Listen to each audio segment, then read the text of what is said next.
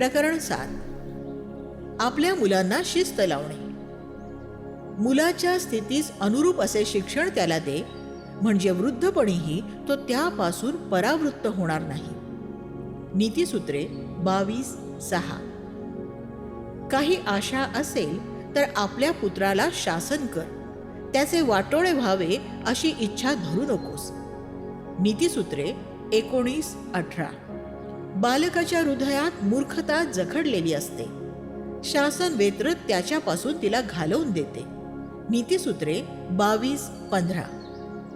मुलास शिक्षा करण्यास अनुमान करू नकोस, कारण त्याला छडी मारल्याने तो मरणार नाही. तू त्याला छडी मार आणि अधोलोकापासून त्याचा जीव वाचव. नीतिसूत्रे 23:13 आणि 14. तू आपल्या मुलाला शासन कर, म्हणजे तो तुला स्वास्थ्य देईल, तो तुझ्या जीवाला हर्ष देईल. नीतिसूत्रे 29:17. आपल्या मुलांना जेव्हा सुधारण्याची आणि शिस्त लावण्याची वेळ येते, तेव्हा आपल्याला सुज्ञतेची आणि कृपेची अधिक आवश्यकता असते. आपण त्यांना त्याच प्रकारे शिक्षा केली पाहिजे जशी परमेश्वर आपल्याला शिक्षा करतो, प्रेमाने आणि करुणेने त्यांच्या सार्वकालिक कल्याणाकरिता. आपल्या मुलांना शिस्त लावण्याचे सगळे काम आपण आपल्या पतीच्या हाती सोपवून देता कामा नये. एक कमकुवत शिक्षिका आज्ञा मोडणाऱ्या मुलाला शिक्षा करण्याकरता नेहमी शाळेच्या मुख्याध्यापकांकडे पाठवित असेल तर अशा शिक्षिकेचा किंवा आईचा मुले आदर करणार नाहीत. आपण जर स्वतः आपल्या मुलांना कधीच शिस्त लावली नाही तर ते आपल्याला कमकुवत समजू लागतील आणि लवकरच त्यांच्यावरचा सगळा अधिकार आपण गमावून बसू. आपल्या मुलांना कुठल्या गोष्टीसाठी शिक्षा करायची आणि त्यांच्या कुठल्या गोष्टीकडे दुर्लक्ष करायचे हे देखील आपल्याला ठाऊक असले पाहिजे. एक मूलभूत तत्व आपण कायम मनामध्ये बाळगले पाहिजे की कुठल्याही भौतिक नुकसानापेक्षा त्यांचे चारित्र्य अधिक महत्वाचे आहे.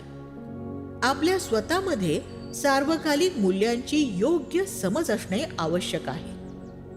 आपली मुले जर आपल्याशी उद्धटपणे बोलत असतील किंवा इतर कुणाशी सुद्धा, किंवा ती जाणून बुजून खोटे बोलत असतील तर त्यांच्याकडून चुकून एखादी महागडी वस्तू तुटली असेल त्यापेक्षाही ही एक अधिक गंभीर बाब आहे असे समजावे.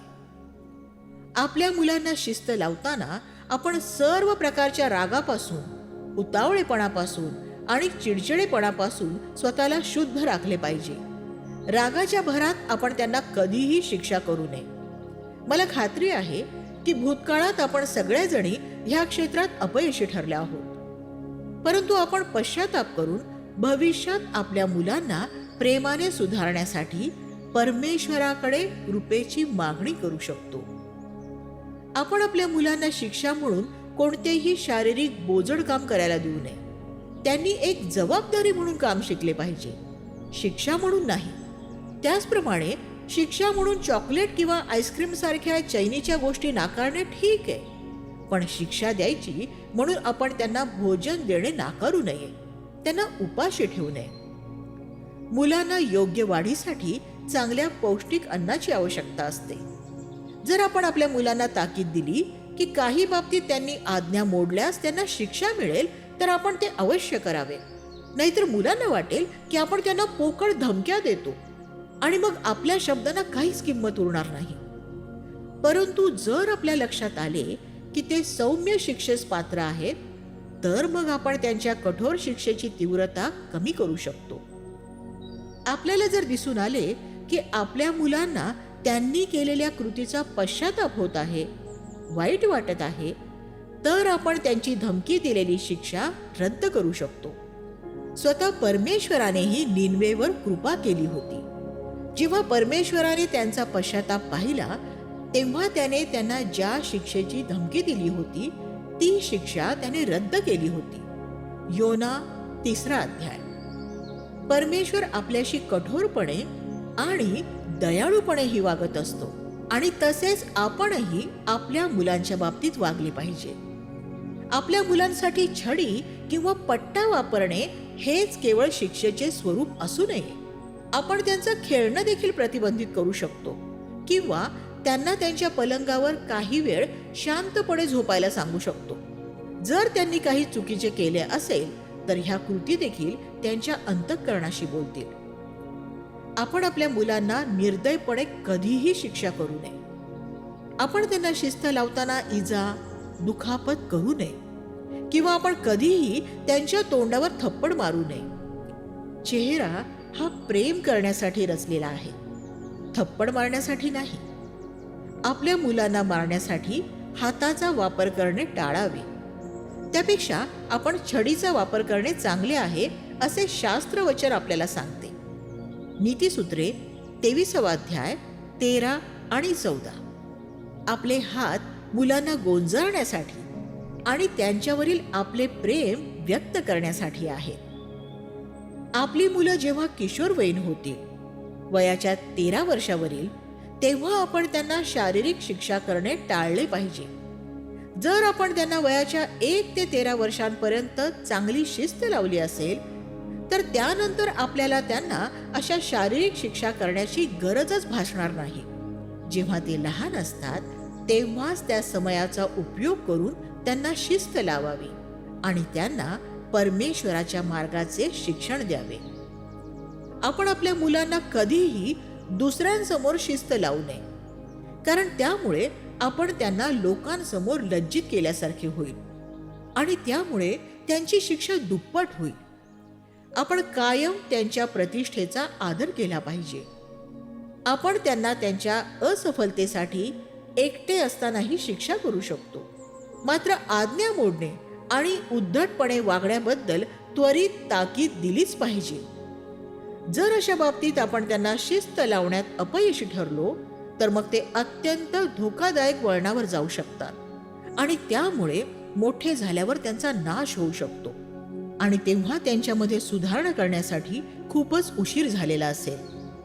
काही आई वडील त्यांच्या मुलांना सार्वजनिक ठिकाणी असताना शिस्त लावण्याचा प्रयत्न करतात, जेणेकरून लोकांनी बघावे की ते त्यांच्या मुलांना किती कडक शिस्तीत वाढवतात. हे तर मनुष्यांच्या नजरेत आदर मिळवणे असेच आहे, परंतु परमेश्वराच्या नजरेत दुष्टपणा आहे. आई आणि वडील दोघांचेही मुलांना शिस्त लावण्यासाठी एकमत असले पाहिजे. वडील जेव्हा मुलांना शिक्षा करीत असतील तेव्हा आईने मुलांचे समर्थन करण्याचा प्रयत्न करू नये, कारण मग भविष्यात आपणच आपल्या मुलांच्या नाशास कारणीभूत ठरू शकतो. आपल्या मुलांना शिस्त लावल्यानंतर आपण त्यांना माफही केले आहे ह्याची त्यांना खात्री पटली पाहिजे.